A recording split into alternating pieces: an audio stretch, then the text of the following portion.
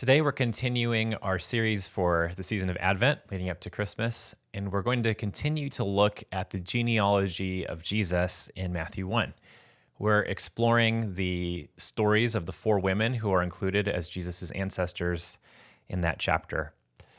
The women who are among Jesus' ancestors who are mentioned have far less power than Jesus' other ancestors, the men. They are at a disadvantage just because they are women in their society. But there are also some themes that unite these four women, some things that are common among the four of them. Among the four, at least three are widows, at least three are foreigners, at least three have been victims of sexual wrongdoing, and two appear to be prostitutes. In spite of everything that is going on that is wrong in their lives, they are included in the genealogy of the Messiah. Their DNA is in the blood of Jesus. They are elevated from their powerlessness through their own actions, but also through their faithfulness to God and his faithfulness to them. And so when we get to the New Testament, their legacy is that they are the ancestors of Jesus, the Messiah. Without them, we would not have the Jesus we know. So let's look at Matthew 1. Just read the first few verses. This is the genealogy of Jesus, the Messiah, the son of David, the son of Abraham. So Jesus' genealogy is not giving us a full, thorough list of every single one of his ancestors. The point is to draw the connection to certain ancestors, especially David and Abraham. Abraham was the father of Isaac, Isaac the father of Jacob, Jacob the father of Judah and his brothers, Judah the father of Perez and Zerah, whose mother was Tamar. Last week we looked at Tamar, who was a widow. So that's one of her reasons she was powerless.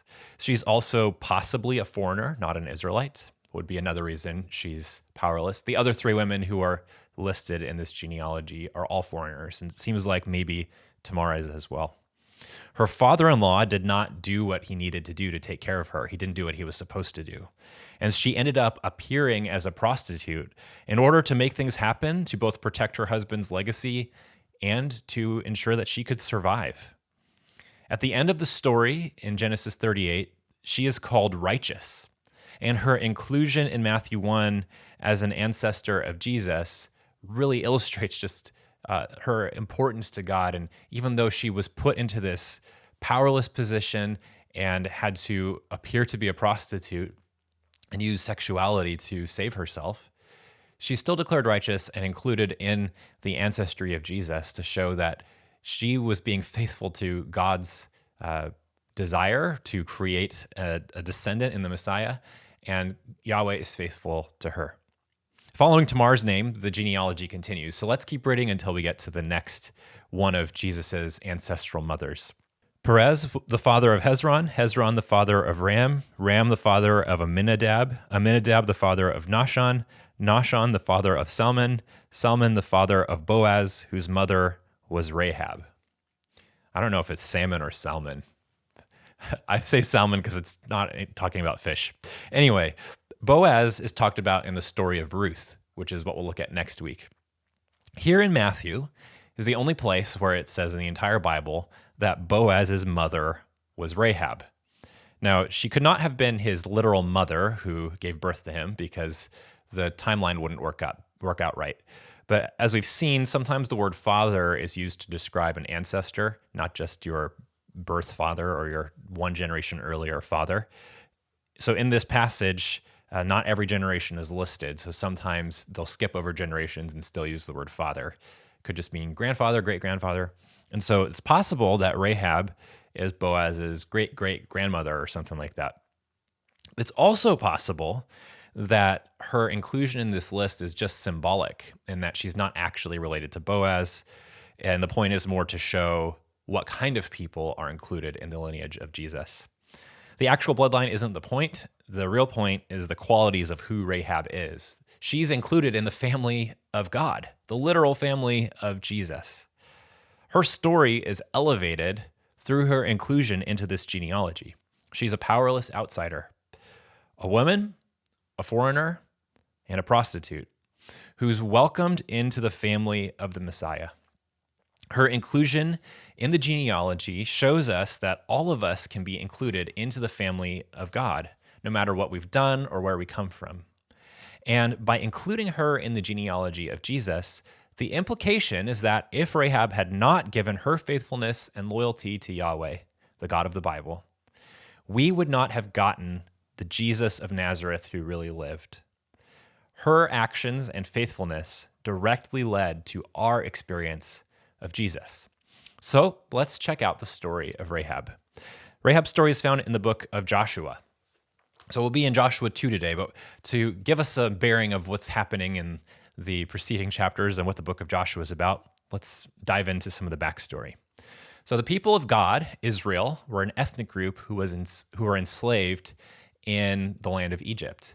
And God rescued them. He brought them out. He sent the plagues against Egypt to show that he was more powerful than the deities of Egypt, to say that he was the supreme God, the creator of all of heaven and earth, and he was higher than any deities that the Egyptians were worshiping.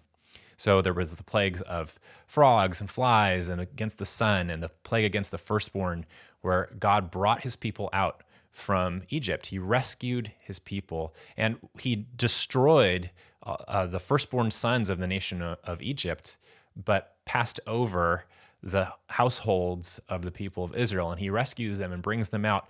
And they follow him through the desert, and they don't always follow him well, and so they end up wandering for 40 years. Moses is leading them to the promised land, which is the land of Canaan, and on his way there, Moses ends up dying, and Moses's assistant, Joshua, becomes the leader of Israel. So in Joshua 1, starting in verse 1, it says, "After the death of Moses, the servant of Yahweh, Yahweh said to Joshua, son of Nun, Moses' aide." And Yahweh begins to speak to Joshua. And if we jump down to verse 5, this is continuing what Yahweh is saying to Joshua. "As I was with Moses, so I will be with you. I will never leave you nor forsake you. Be strong and courageous, because you will lead these people to inherit the land I swore to their ancestors or their fathers to give them." So the book of Joshua is about the conquest of the promised land. And I remember I loved to read this book as a kid. My name is Joshua. But also it was just interesting because it was the story of battles and there was stuff happening. The story's moving along. It's an interesting book to read. It's a narrative.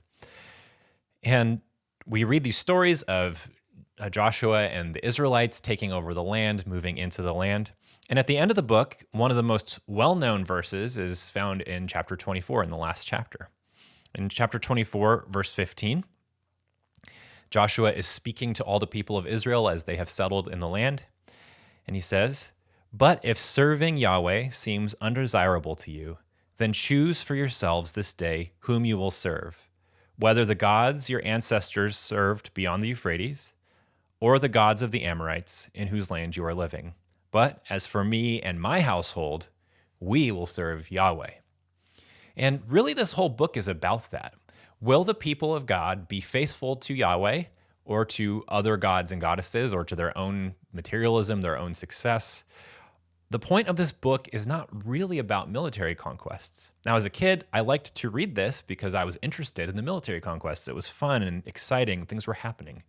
But the point of this book is not really about the military conquests.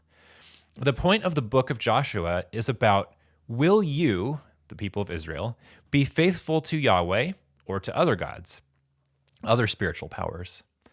If you are faithful to Yahweh, he will fulfill his promises, the promise he made to his people to settle them in this land. It's important for us to remember that in this time, the people of God are an ethnic group, ethnic Israel. A people, a nation, an ethnicity that belongs to Yahweh. Ancient people understood warfare as a battle not just between nations, like we would think of it, but a battle between ethnicities. Ethnicities and nations were the same.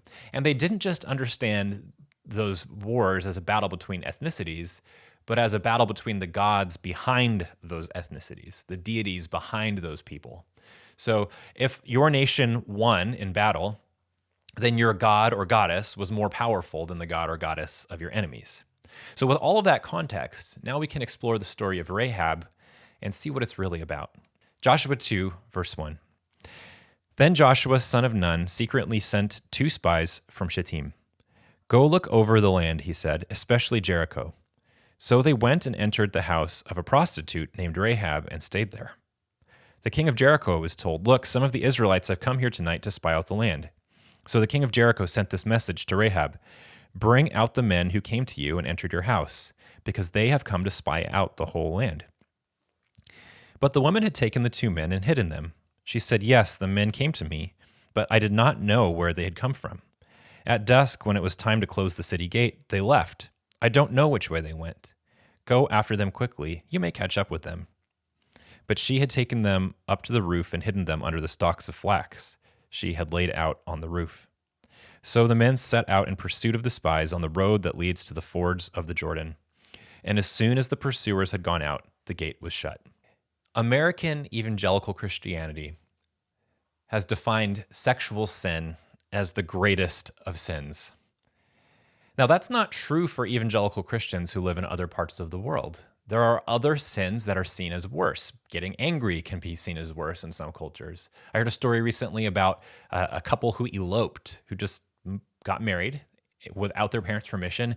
And in their culture in Indonesia, that was seen as the greatest sin that a Christian could commit. So when we read the Bible as American Christians, we have this tendency to maybe overemphasize the sexual sins. So when we come to stories like this, we think it's just about Rahab being a prostitute.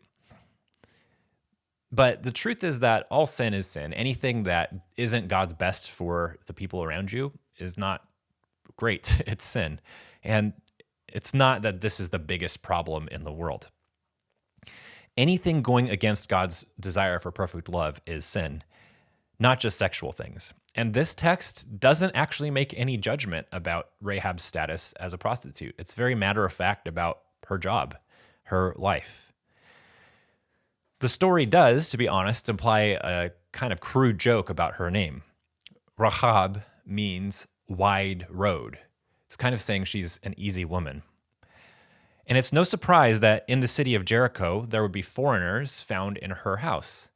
You notice when the king hears that there are foreigners in town, he automatically just goes to Rahab and says, "Hey, I know those spies are here." He just assumed they were at her house. Of course they would be there. The text doesn't make any judgment on Rahab for being a prostitute, and it doesn't make any judgment on the Israelite men for going to her house. It just says that they did. It's very matter of fact. Now, as a kid, my Sunday school upbringing suggested that these men maybe were just staying there. Maybe she also was the innkeeper of the town. But the much more logical explanation is that these men went to the prostitute for the sake of prostitution, not for a place to stay. Prostitution was just part of life in that city and part of life in that culture. No judgments are made by God or the other characters or the narrator of the text about prostitution. So the point of the story is not about Rahab being a prostitute. It's about Rahab's surprising choice to turn her back on her countrymen, to become a traitor to the city of Jericho, the place where she belongs. Why is she going against her neighbors in Jericho? Why is she siding with these foreigners who worship a different God? Remember, in the ancient world, the main way you define your ethnicity is through what God you worship. So why is Rahab choosing to go with these foreigners who she has nothing in common with? They're not family. They're not part of her society. They don't worship the same gods and goddesses as her. What's her motivation for doing that? Verse 8. Before the spies lay down for the night, she went up on the roof and said to them, "I know that Yahweh has given you this land, and that a great fear of you has fallen on us, so that all who live in this country are melting in fear because of you. We have heard how Yahweh dried up the water of the Red Sea for you when you came out of Egypt, and what you did to Sihon and Og, the 2 kings of the Amorites east of the Jordan, whom you completely destroyed. When we heard of it, our hearts melted in fear, and everyone's courage failed because of you. For Yahweh, your God, is God in heaven above and on the earth below." So Rahab says that she and all the people of Jericho are afraid of this God they've heard of who's coming, Yahweh, and they're afraid of his people who represent him. And they've heard of what he did to the sea, how he cut the sea in half and allowed his people to pass through. A lot of ancient stories in that part of the world talk about a more superior deity destroying the god or goddess of the sea and bringing people through or creating humans in that way. So Rahab has heard that Yahweh is a really powerful deity who destroyed the sea, who cut the sea in half. Then she hears about how Yahweh and his people have defeated these kings of the Amorites, the people who live on the east side of the Jordan River, Sihon and Og. Sihon and Og were the kings that the people of Israel defeated in the book of Numbers and Deuteronomy. And both of these kings are mentioned a lot more than you would expect throughout the Old Testament. Og is actually mentioned 23 times in the Old Testament. And you'll be reading these beautiful Psalms that are really poetic, and it will suddenly talk about how God destroyed Og. And it always really confused me. Why is Og such a big deal? I mean, don't the people of Israel defeat a whole bunch of enemy kings throughout the book of Deuteronomy and Joshua? Why is Og such a big deal? Og is called the last of the Rephaim in Deuteronomy 3. And that's referring to some kind of giant spiritual being. It even says in Deuteronomy 3 that Og's bed was 9 cubits long. It's about 13 and a half feet. So he's portrayed as the last of the giants, the last of these giant kings. In ancient Hebrew thought, Og was a demigod. He was half god and half man. This is one of those weird passages that speaks of spiritual beings in the Bible in a way that makes us monotheists really uncomfortable. I mean, aren't we monotheists because of the Bible? And it's very complicated and confusing because we're unfamiliar with the ancient way of thinking at the beginning of the Old Testament.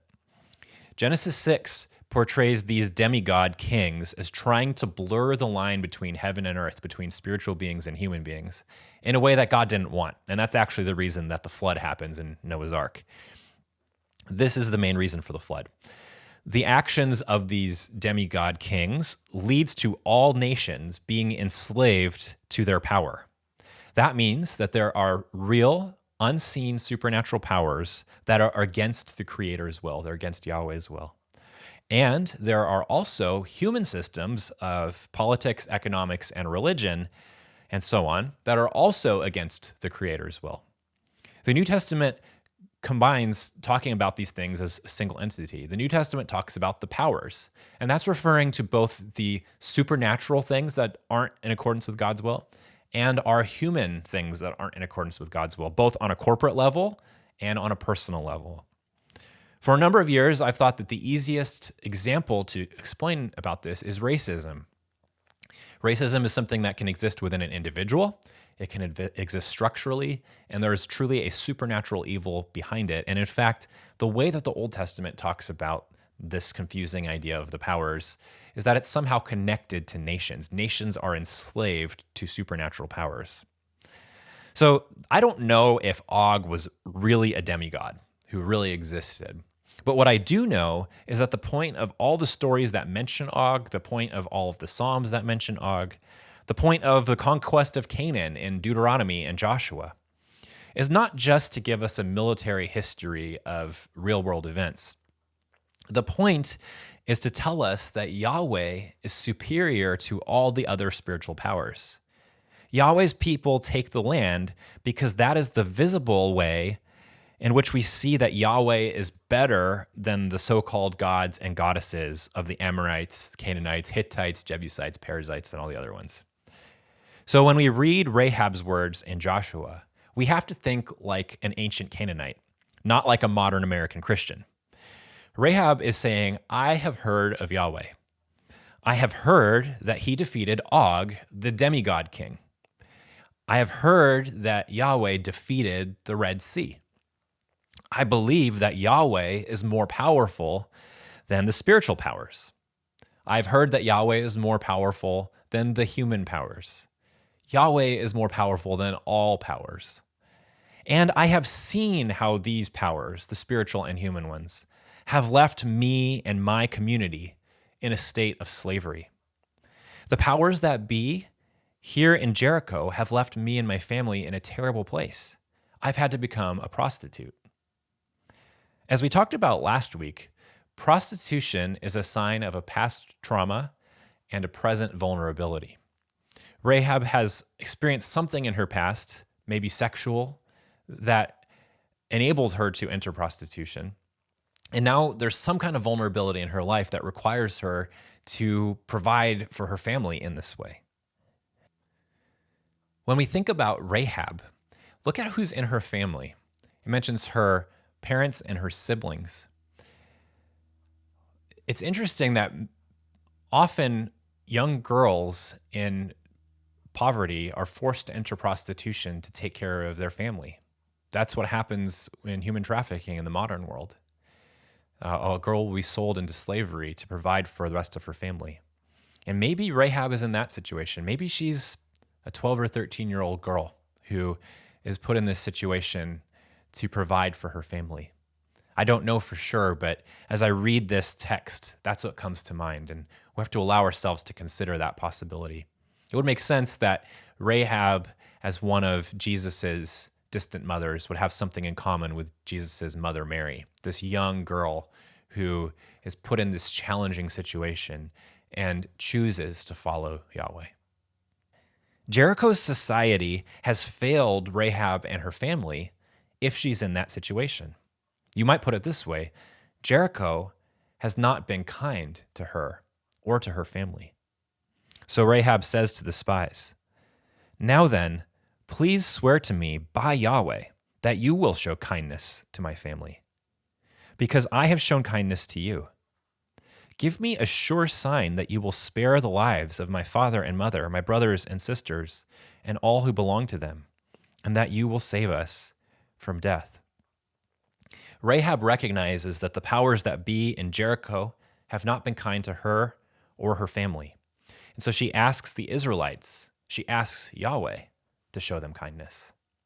She is willing to throw her lot in with Yahweh and with the people of Yahweh, because the gods of Jericho and the people of Jericho have failed her. She wants to be set free. "Our lives for your lives," the men assured her. "If you don't tell what we are doing, we will treat you kindly and faithfully when Yahweh gives us the land." So she let them down by a rope through the window, for the house she lived in was part of the city wall. She said to them, "Go to the hills so the pursuers will not find you. Hide yourselves there 3 days until they return, and then go on your way." Now the man had said to her, "This oath you made us swear will not be binding on us, unless when we enter the land you have tied this scarlet cord in the window through which you let us down, and unless you have brought your father and mother, your brothers, and all your family into your house. If any of them go outside your house into the street, their blood will be on their own heads. We will not be responsible. As for those who are in the house with you, their blood will be on our head if a hand is laid on them. But if you tell what we are doing, we will be released from the oath you made us swear." "Agreed," she replied. "Let it be as you say." So she sent them away, and they departed, and she tied the scarlet cord in her window. Rahab is looking out not only for herself, but for her family. And she is told to put this scarlet cord in her window, in this entrance place to her house. And this is meant to remind us of the story of the Passover in Egypt. When the people of God, the people of Israel, were in Egypt in slavery to the gods of Egypt and to the people of Egypt, Yahweh came and rescued them, and he did so by sending his angel of death to bring death and destruction to the people of Egypt. And he told the people of Israel to put blood on their doors to mark their houses as a place to be passed over by the angel of death. And so destruction would not come upon anyone who was in those homes. So those families would be able to come out from Egypt, would be rescued and delivered from slavery in Egypt, from their bondage to the political and spiritual powers of Egypt. They would be brought into the family of God and rescued. And here, Rahab is living in bondage to the gods and the political powers of Jericho. And she's told that God's messenger of death, the army of Israel, is coming and is going to destroy the city. And if she marks her home with this red thing, this scarlet cord, then they will know to pass over that space. And anyone who's in the home, Rahab and her family, will be spared. And they'll be set free from their bondage to the gods and political powers of Jericho. They'll be rescued from the supernatural and societal things that have them in bondage, and they'll be welcomed into the family of God, even though she's from a different ethnic group. She's being invited to that same thing. So when we get to the story of Joshua and the Battle of Jericho, we often pay attention to this story of them marching around the city a number of times and blowing trumpets and God delivering the city to them. And that's a big thing to remember, is it's not their military might that helps them to win the city. It's God's supernatural intervention. But the people of Israel are commanded to kill everyone in these cities. And that's a troubling thing to wrestle through, and we can talk about that another time. But let's read about how the people of Israel respond to Rahab. Joshua said to the two men who had spied out the land, "Go into the prostitute's house and bring her out and all who belong to her, in accordance with your oath to her." So the young men who had done the spying went in and brought out Rahab, her father and mother, her brothers and sisters, and all who belonged to her. They brought out her entire family and put them in a place outside the camp of Israel. The law says that they can't fully integrate into the people because they are foreigners. They can be attached, adjacent to the people, but they have to stay outside the camp. Then the people of Israel, they burned the whole city and everything in it, but they put the silver and gold and the articles of bronze and iron into the treasury of Yahweh's house. But Joshua spared Rahab the prostitute with her family and all who belonged to her, because she hid the men Joshua had sent as spies to Jericho. And she lives among the Israelites to this day. Rahab and her people are now integrated into the people of Israel. They still are distinct because they are foreigners, but they are integrated somewhat into the people of God.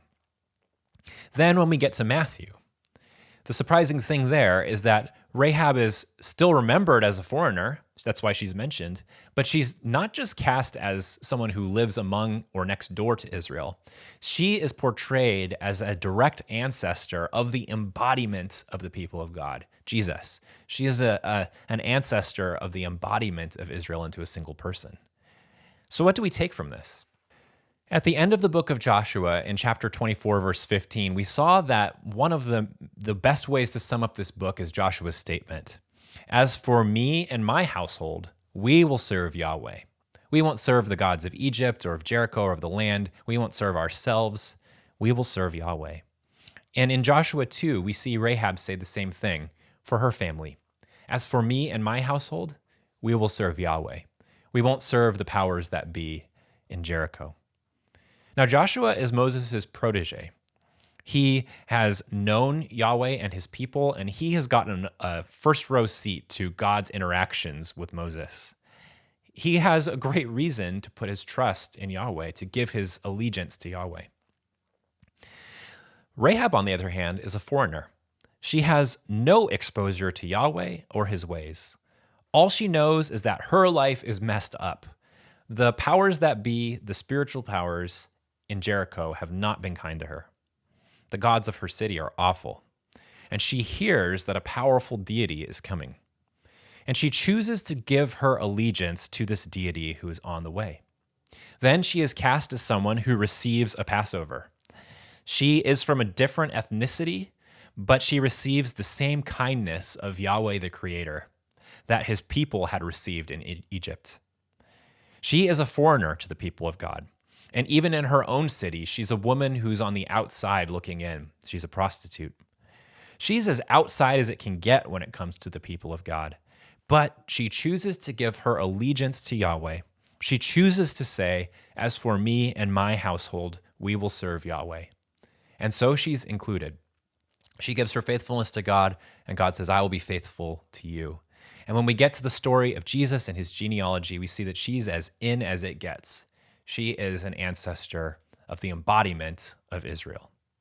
So no matter who you are, no matter what country you're from, no matter what ethnicity you are, no matter what your family is like, no matter what has happened to you, no matter what you have done, no matter how society has failed you or benefited you, God wants to welcome you into his family.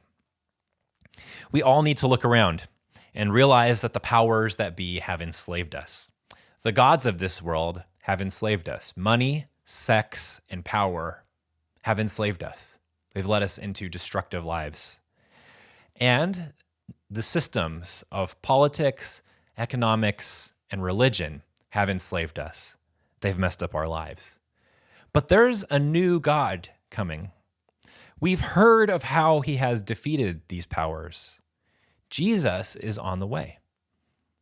Are you willing to be like Rahab? Are you willing to be a traitor to the powers that enslave you? Are you willing to be disloyal to Jericho? Are you willing to say, all this has enslaved me and let me down? It has not been kind to me or my family. And I want to throw in my lot with Jesus. I want to ask him for kindness. When we do that, we're welcomed into the family of God, into the people of God. We can be a part of Jesus's family line, just like Rahab. I'm thankful that Rahab made the choice to go all in with Yahweh. Her faithfulness is an example to all of us of how we can renounce the world and give ourselves to the Creator who wants to set us free. Without Rahab, we wouldn't have the Jesus we know. Her DNA is in the blood of Jesus.